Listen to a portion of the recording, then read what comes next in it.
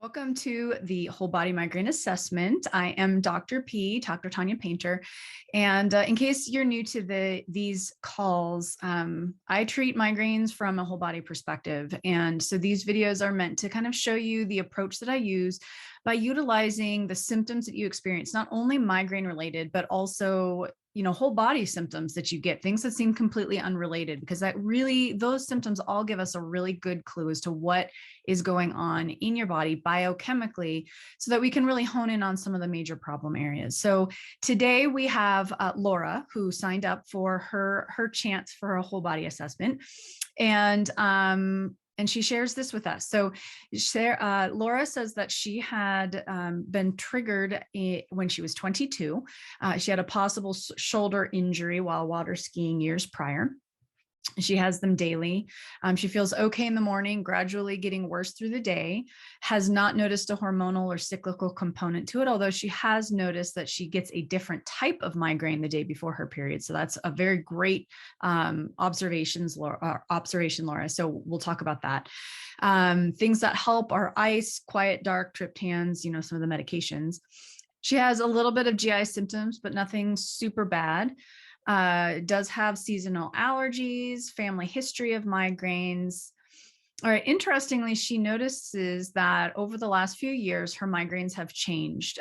They're expanding, affecting her entire body. She's getting numbness, nerve pain, increased blood pressure, problems with fluid retention. She feels just swollen. So those are all things that can give us really good clues as to some of the stuff that's out of balance. So those are also great observations. Heat and exercise trigger migraines. She's better with caffeine. Notices some certain foods, wines, dyes, things like that.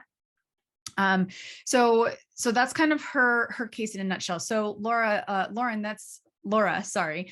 That's all really great information. So there's a few things that I note. One, if you think that it was possibly triggered from that ski accident, doing some body work and body assessment, especially with a chiropractic provider, is really good. You may or may not have done that already, but if not, some physical therapy, chiropractic, those kinds of things, because structural misalignment, especially in the upper cervical neck, C1, C2, C3, can have a huge impact on the cranial nerves that can impact migraines. So definitely want to take a look at that if you haven't already. So now let's get into some of the things that, are probably less on your radar.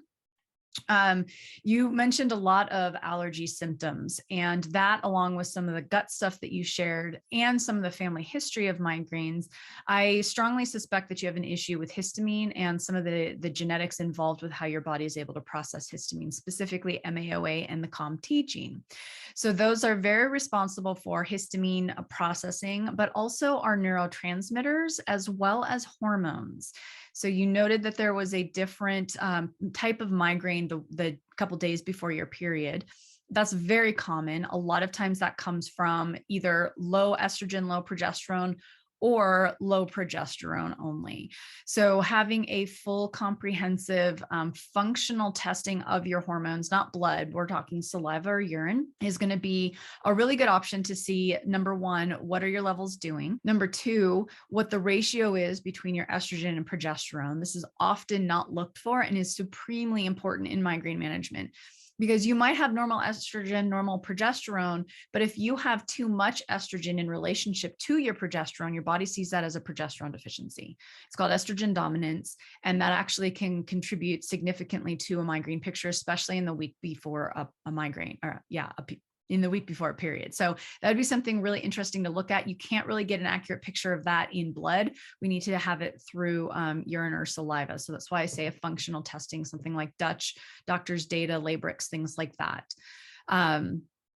And then, you can also look at doing some genetic testing if you want to. I tend to not do that because we can, from a symptomatic standpoint, we can kind of understand what's going on based on the symptoms you're expressing.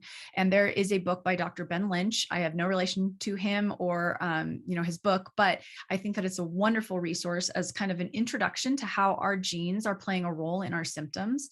And for you, 3 of them really stood out for me: your MAOA and COMT, and then your NOS3 gene, nitric oxide synthase 3. And so that one is going to be partly responsible for the blood pressure raises, right? If we're not putting out enough nitric oxide, we tend to get increased blood pressure. And I see that that this gene can become dirty, if you will. That's what the book is called, Dirty Genes. I don't think I actually said the title. Dirty Genes by Dr. Ben Lynch. It's available on Amazon. And it goes through all of those, at least those 3, plus it has, I think, about 7 more of the most common genes that we'd be looking at.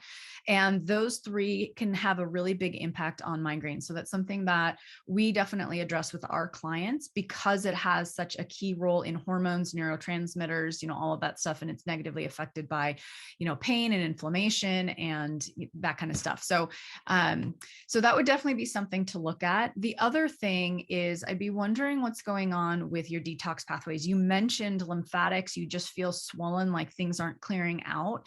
And there's actually a pretty direct connection between nitric oxide production and our ability to make glutathione, which is our primary antioxidant that helps us with detoxification. And interestingly, there was a study done several years ago, probably close to a decade now, on chronic migraineurs and their major antioxidants. There was a 90% correlation. So 90% of chronic migraineurs were depleted in those major antioxidants. That's a huge number across the board. So this is obviously a very big problem for chronic migraineurs, period. And it sounds like also for you as well. So your body's not able to get rid of all the junk it's exposed to on a day-to-day basis. So some of that can come from, the lymphatics, lack of movement. And if there is something that's causing just underlying inflammation, whether it's a dietary thing, whether it's lack of movement, a lot of times when we don't feel good, we don't move, and then that can actually cause some problems. So gentle movement can be helpful if you can manage that. If not, you can actually do some manual movement, doing some massage and things like that to kind of help stimulate some of the blood flow and the circulation. And then having lymphatic drainage done by a professional who knows how to do that properly can be helpful, but it has to be done very, very specifically and very gently, especially if you're already having problems with that circulation, because then if you move it too quickly and you detox too much, it's not going to be pretty. It's going to be a very, very bad thing. But before any of that is looked at, you really want to kind of focus in on supporting those antioxidant pathways. So you don't want to do any detoxing, any lymphatic movement, any liver support. You would mainly want to focus in on supporting the antioxidant pathways, glutathione in specific. There are supplements that you can take that would help support that. So I would encourage you to talk to your doctor, or if your doctor is, just a conventional medicine doctor and doesn't know much about the supplements, then a functional medicine or a naturopathic doctor locally might be a good option to explore how you can best support your glutathione and those antioxidant pathways. Vitamin C, vitamin E, those are all fairly gentle, really good ones that you can get started on. Glutathione is a little bit trickier because a lot of people can actually be triggered by glutathione, although you might find that supplementing with glutathione helps to bring your blood pressure down. So, so that would be, I don't know enough about your case to say whether or not that would be appropriate for you. So, but that would definitely be something to talk to your doctor about, is to see whether or not glutathione would be a good option for you to try. And I really encourage you to do that. And then the other thing potentially, especially with some of the muscle cramping and things that you're experiencing on a regular basis, is taking a look at just some general electrolytes. Do you have enough sodium, potassium, magnesium, and calcium on board on a regular basis? Are you drinking enough water? If you are drinking a lot of water, are you drinking too much water, which then depletes our electrolytes, which then causes that imbalance, which can lead to muscle cramping and elevated blood pressure and all kinds of other stuff, not to mention you're probably peeing all the time. So, so doing some electrolytes every day in place of some of the regular water, if you are drinking a lot of just plain water, that can be really helpful in, taking your body forward in detoxing and all of the things that we just talked about. So, and then the last thing that kind of stood out to me is the vasodilation piece. So that's when our blood vessels get big. All the things that your body, that you shared, improves your migraines are all things that cause constriction of the blood vessels, which is interesting since you notice that your blood pressure is higher than it had been in the past. So there's definitely a complex relationship involving that NOS3 gene and some other things that might lead to vasodilation in the brain and increased blood pressure in the rest of the body. So that would definitely be something to kind of explore a little bit further as well. The blood pressure is most likely not directly causing the migraines, although it can in some people. Usually, though, what I see is that it's more related to how your blood vessels are working overall, and the blood pressure and the vasodilation causing the migraines are just a symptom of the same underlying problem. So that's definitely going to be something you're going to want to address, is how your blood vessels are working and how you can improve that for overall, migraine support. I think I said that was the last thing, but there's actually one more thing, so I lied. The other thing that I'd really be curious of, and this kind of comes back to, having a functional hormone test done either via saliva or urine, is really taking a look at what's going on with the adrenals, your adrenal health. So our adrenals are the three main things that our adrenals are responsible are sex, salt, and stress. So sex is our sex hormones. Stress is our cortisol levels, and salt is how our body is able to manage its blood pressure and things like that. So that's something else. You have a lot of symptoms that kind of cover all three of those. So I'd want to know how your adrenals are functioning, because if you have lived a high stress life, or these pain, you've been in pain since you were 22, that in and of itself can cause a lot of stress on the body. And so if your adrenals, if your cortisol levels are too low across the board and your adrenals are struggling to do what it needs to do, then we're going to see those blood pressure imbalances. We're going to see the hormone imbalances. We're going to see you just feeling pretty crappy all day long. And I find it interesting that you don't feel good in the morning, but it gets progressively worse through the day. Well, in the morning is when our adrenals put out the most cortisol. And so when I hear a pattern of I feel better in the morning, and then, around say 10, 11 o'clock in the morning, I start noticing that things really start to hit. Well, that's when our cortisol drops. It's part of our normal body rhythm. And when I hear that time frame or that kind of pattern, it just gets kind of worse throughout the day.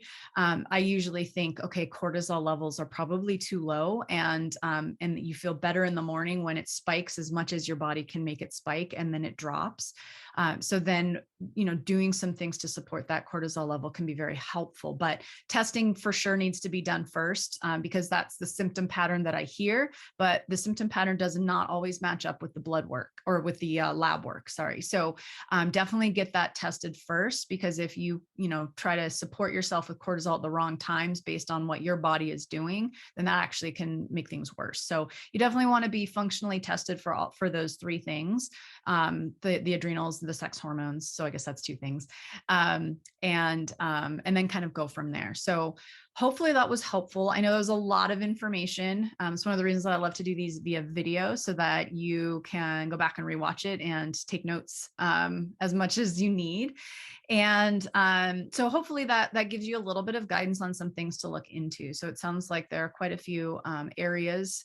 So just tackle, one thing at a time. The thing that I would start with, honestly, is finding somebody who can help you with the functional testing.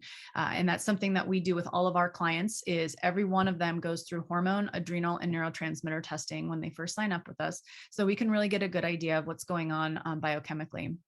And then having a full blood work panel, like a yearly lab, to make sure nutritionally that they have, levels where they need to be, thyroid's good, iron levels, all that kind of stuff. So just really getting a really good baseline assessment is key to understanding your specific situation.